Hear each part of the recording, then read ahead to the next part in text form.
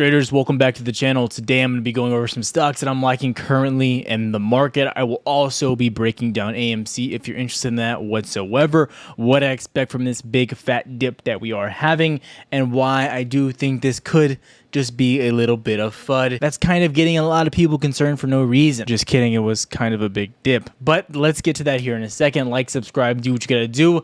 Let's get to it. I got no drip in my pocket. Forgot it, or maybe All right, so the way I'm going to do this is I'm going to go over AMC first, and then I will break down the stocks that I like. If you're wanting to get to those stocks specifically, just skip ahead, I guess, until the end or about like halfway through, and we'll get to that. But I want to address what's going on with AMC and people saying that Robinhood is used to make AMC dip. I in no way think that. If you follow me on Twitter, you also know that I did buy Robinhood stock at around 36.5, 36.2, and then I sold today at $74.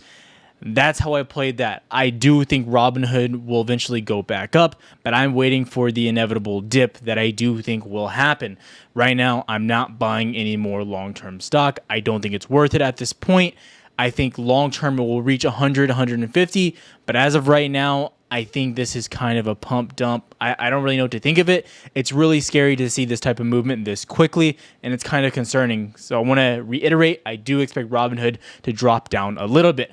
But I want to say right now, I don't think Robinhood is being used to push AMC down. That's my personal opinion. That doesn't really make sense, and I don't see the logic there. I think people are upset that Robinhood stock is doing good and AMC is going down. Now, fundamentally, it makes sense that Robinhood's going up because options were dropped today. That was the first day for options trading on Robinhood, and the volume was out of this world, and you saw crazy numbers coming into the board. And most likely, you see another pump going on in the morning with Robinhood, and then a dump slightly later in the day, just because new options most likely come onto the board onto Robinhood tomorrow morning. They already get capped out at 70, so you can probably bet at least $100 is coming off of Robinhood on the option side of things. I'm not saying we push $100. I'm just saying people are going to get into that, just like they did with AMC when it came out to 145. Those options were bought up like crazy. You ended up pushing to $80, and the only reason why AMC didn't go any further was because Adam Aaron kind of pulled the rug underneath from you. It's sad to say, but that's what happened. So I want to address that, but this video isn't about Robinhood. This video is about AMC and stocks that I'm trading right now. This is the baby we need to talk about. This is the one everyone's concerned about. Long term, am I concerned with AMC? Depending how this week closes out, I might be, based on the chart. Now, based on the squeeze potential, based on people holding, I don't think you're there yet. I don't think you have that cause for concern. Now, based on the chart I mentioned yesterday, if you broke below 31, 31.5 and you held below it, I would be concerned because I wouldn't really have a way to chart it because you're breaking past all the major supports. So I'm going to show you a few things on the chart here in a second and give you my overall thoughts going into this coming earnings and the end of this week. I do think AMC needs to bounce very soon, but we're going to have to wait and see what happens. But let's get to the chart. Okay, so what we're looking at on AMC is going to be the 15-minute chart. Everyone knows this is my favorite chart to really look at because on a shorter term perspective, it always gives you the best look, in my opinion. So the first thing I want to address is, and I was sitting in a Twitter space, and I like to sit in those spaces just to kind of see like what the public is thinking, and I like to kind of, you know, base my videos and answer specific questions people ask on there. Now, I'm hearing people say the RSI is oversold, all the indicators point for upside, things like that. Now, you need to come to the conclusion this is not a fundamental based stock. So when those indicators point in a direction, that doesn't necessarily mean you're going to move in that direction. So I think those indicators are really pointless, and I wouldn't really focus on things like the MACD, RSI. Maybe even focusing on EMAs is kind of pointless. So those things are going to be pretty, like I said, a waste of time. Right now, the thing that has me the most concerned and had me saying I need to wait at least until Friday, because people are asking me all the time, are you buying options? Should I buy options? Which I'm never going to tell you to buy options or anything like that because I'm not a financial advisor. But what I'm going to do is I'm going to tell you what I'm buying. And we came down and we tested 31.5. We had that double bottom here. And people were asking, is now the time to buy? Is now the time to buy? And I said my answer was I'm waiting till Friday, even though you touched this range. Now, what I wanted, and I mentioned yesterday, was just a trend right here, maybe popping up and coming down. And you kind of get that pop in the morning, but then you shot subsequently straight back down. So I'm fine with the way you're moving right now. Now, personally, I would have liked you to hold this range here, but you can always start to get that push back up tomorrow morning. Now, on the after hours, we are down a little bit. That's a little bit worrisome. And it's looking like indexes want to push back down. That's how the Nasdaq, the Dow are looking right now. But the most important thing this week, in my opinion, is to push back above 32, 31.5. Anything else but besides that is not really a concern. So I don't think you need to waste your time watching the stock nonstop. That's going to be the real big area for me to watch. If we don't hold this range, then I'm not buying options. It's as simple as that. Now, people are asking me, Tyler, when are you selling your stock, things like that. And I don't really have an answer for you. I'm just not interested in selling my stock. I've made plenty off of options. So if I lose a few thousand on the shares, it sucks. But I don't want to miss out on the potential of it just moonshotting up, right? Everything I have in shares, I'm willing to lose 110%. So just let that be a focal point as well. I mean, for instance, today I made double my money on Robinhood stock since we bought at 36 and then we sold at 74. And I posted all that on Twitter, and actually it dumped after I bought it the first time. So all that's worth mentioning. So I'm making money on the stock side of things that I can afford to be a little bit more risky on this play, and something that I do like and see fundamentally is flawed, right? This is just totally flawed, this system, and people aren't really selling. So I am comfortable holding it and letting this thing ride at least until after earnings, or at least for a couple more months with these options coming back into play. And I'm not going to miss out there. Areas that I'm looking for support, I guess you would have to spot down here about 25, 26. But honestly, these areas aren't that big to me. You could just gap down and pop back up.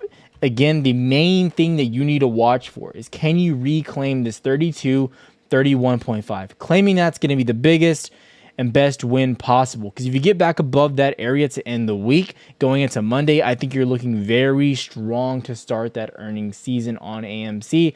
And I do believe earnings will be a pretty positive light on the stock.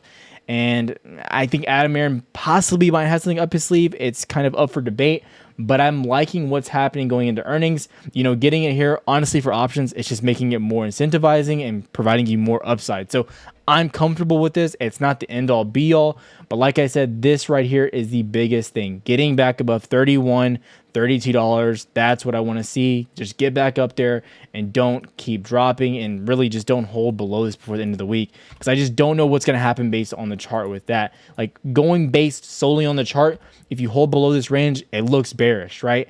But you can't treat this like you would any other stock, because it's not any other stock. It's literally the unicorn of stocks, because it functions on a completely different level than every other one. Okay, so what we're going to do now is take a look at some other stocks that I'm looking at, right? And now this is AMD, and I think everyone here has taken a look at this one.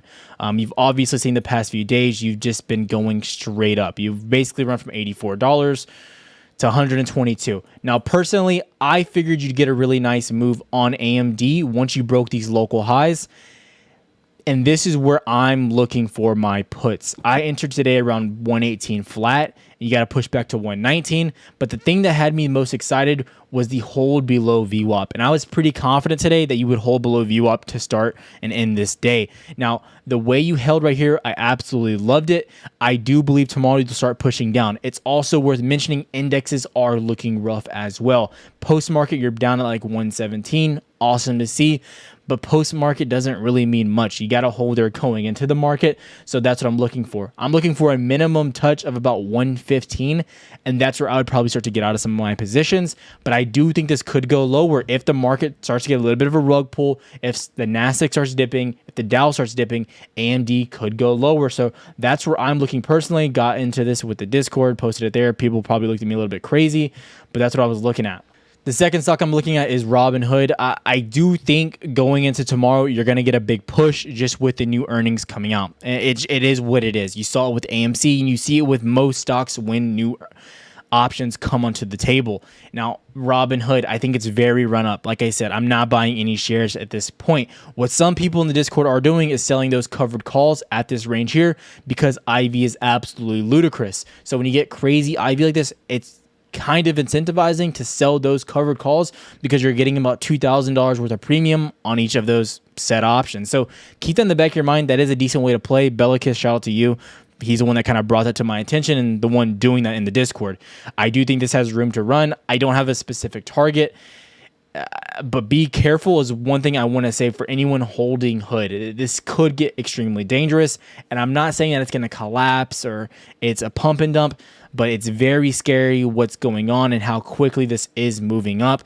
Longer term, I'm waiting for it to get a big dump before buying back into the stock whatsoever. Okay, something I want to point out is some of my losses today, actually. I think this is a very important thing to point out here on the channel, is pointing out reasons I lost and kind of educating people on that as well. So what I was looking at is we had a touch of this monthly level, and that had me extremely excited, right? So you pumped up, and I started getting puts, and you came down. Now, one thing here was I think Facebook ran up way too much and way too quick. It was running up while the market was actually coming down today for a little bit, which I find pretty questionable. So that's why I started getting into those positions. Now, I want to address my mistake here. You got the projection and push below the monthly, but something that I noticed and I decided to play against, even though I knew I should have got out of this trade. You pushed down to about 357.5, and the value of the put options weren't really changing, showing that the interest wasn't really there and that the sentiment was very bullish on Facebook.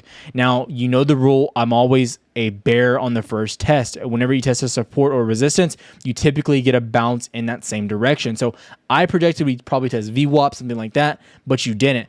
But the thing to tell me that I should have got out of this trade was when you came back down, but the value of those options wasn't really making me any profit. So I should have cut it and took the break-even trade. That was just foolishness on my end, and I ended up selling once you pop back above that monthly level. The second trade I was looking at was Nvidia. Now, this was kind of a bonehead decision on my end. Now, I think Nvidia has room to run. The big resistance, in my opinion, was 202.30. You started pushing up, you had a whole bunch of touches, and I just decided to cut this. This was a great example of what to do, in my opinion. Now, I saw us coming. I wanted to play the breakout. Very rarely do I play against a resistance. That's one of the things that I try not to do because you have the highest potential to fail, right? So if you're coming against this resistance, chances are you want to push down. That's just the way these things typically work.